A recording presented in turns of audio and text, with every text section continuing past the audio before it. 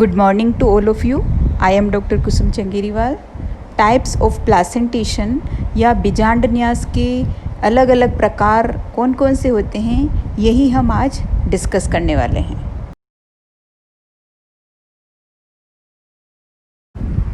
Placenta क्या है?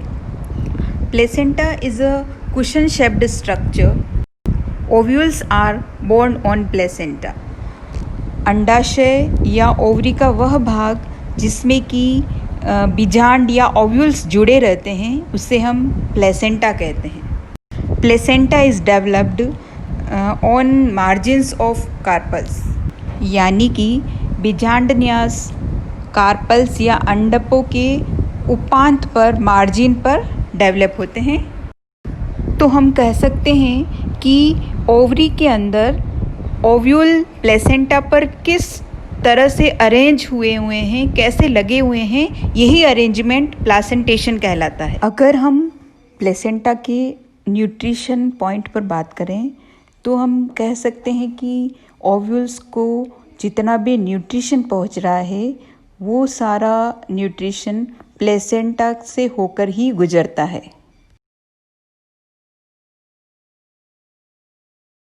Placenta या बीजांड न्यास को क्लासिफाई करने के 3 मेन पॉइंट हैं.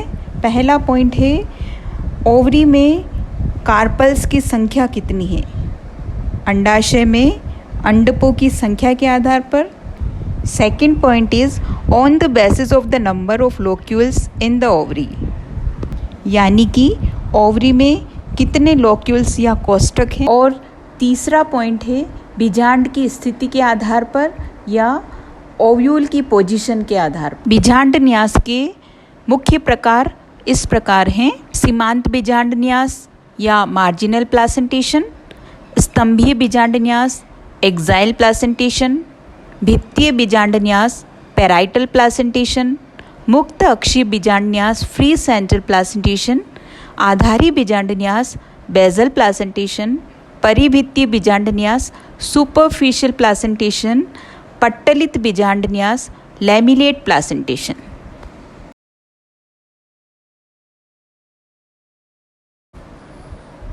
सबसे पहले हम पढ़ेंगे मार्जिनल प्लासेंटेशन या सीमांत बीजांड न्यास. इस प्रकार के बीजांड न्यास में अंडाशय में केवल एक अंडक पाया जाता है और लोक्यूल केवल एक ही होती है. Means gynoecium is monocarpillary and unilocular, and placenta is born on the fused margins of the same carpel.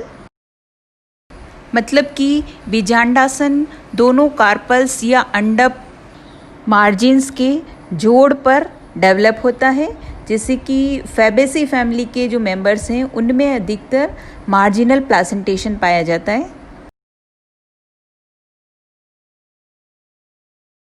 बीजांड न्यास का दूसरा प्रकार है axile placentation. In this type of placentation the gynoecium is multicarpellary, syncarpous and multilocular.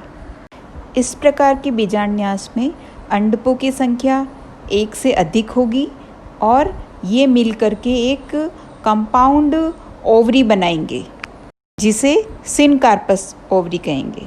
और locules की संख्या भी carpals की संख्या के बराबर रहेगी.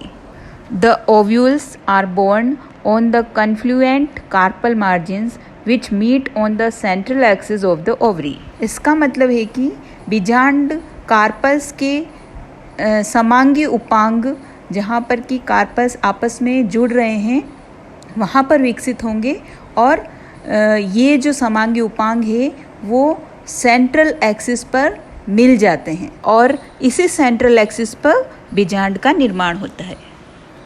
मालवेसी और सोलेनेसी फैमिली में एक्साइल प्लासेंटेशन पाया जाता है.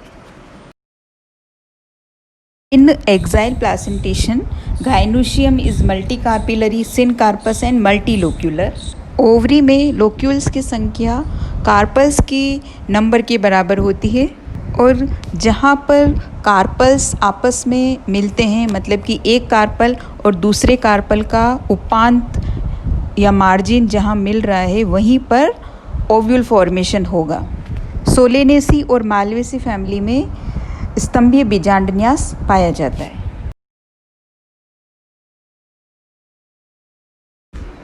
In parietal placentation, the gynoecium is multicapillary, syncarpous and multilocular.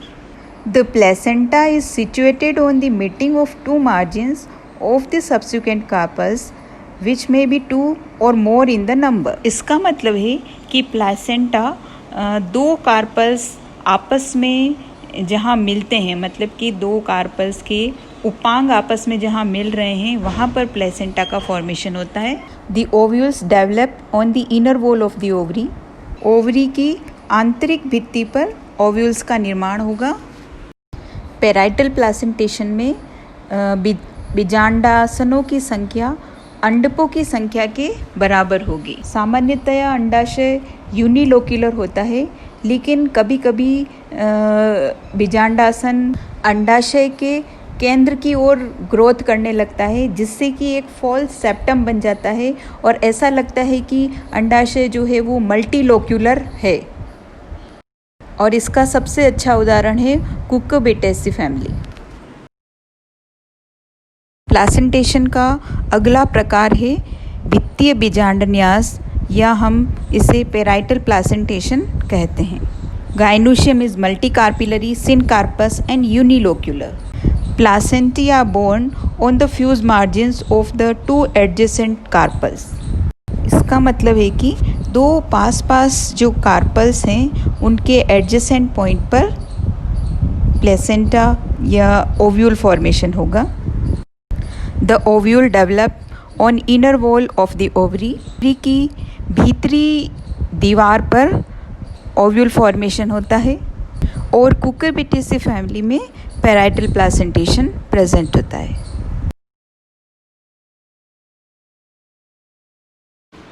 In free central placentation, gynoecium is multicapillary, syncarpous and unilocular. The placenta are born on fused margins of the same carpels. मतलब कि same carpel के, एक ही carpel के दोनों margins जहाँ पर आपस में मिलते हैं उसी जगह पर प्लेसेंटा का फॉर्मेशन होगा।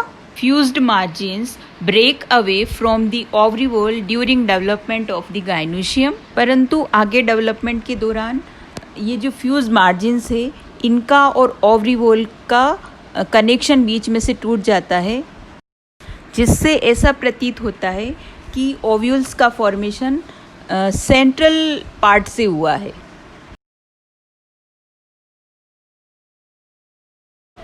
इन basal placentation gynoecium is unilocular.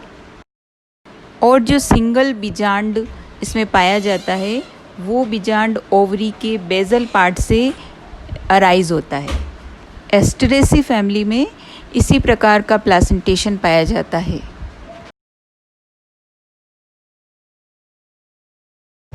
In superficial placentation ovary is multilocular. इसका मतलब है कि भित्तीय या पेराइटल प्लासेंटेशन की तरह ही परिभित्तीय या सुपरफिशियल प्लासेंटेशन में भी ओवरी बहुकोष्ठकी होती है.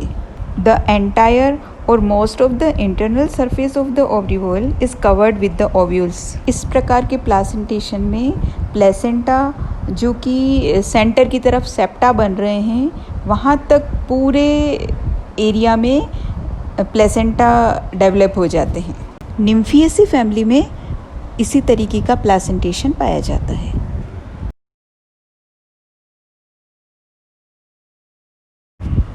लेमिलेट प्लासेंटेशन या पटलित बीजांडन्यास. यह बीजांडन्यास पेराइटल या भित्तीय प्लासेंटेशन का ही मॉडिफाइड रूप है. इसमें अंडाशय में चारों तरफ लेमिली फॉर्मेशन हो जाता है, प्लेट लाइक स्ट्रक्चर बन जाते हैं और इन प्लेट लाइक स्ट्रक्चर पर बहुत सारे ओव्यूल्स लगे रहते हैं. तो इस तरीके का प्लासेंटेशन पेपिवेरेसी फैमिली में पाया जाता है.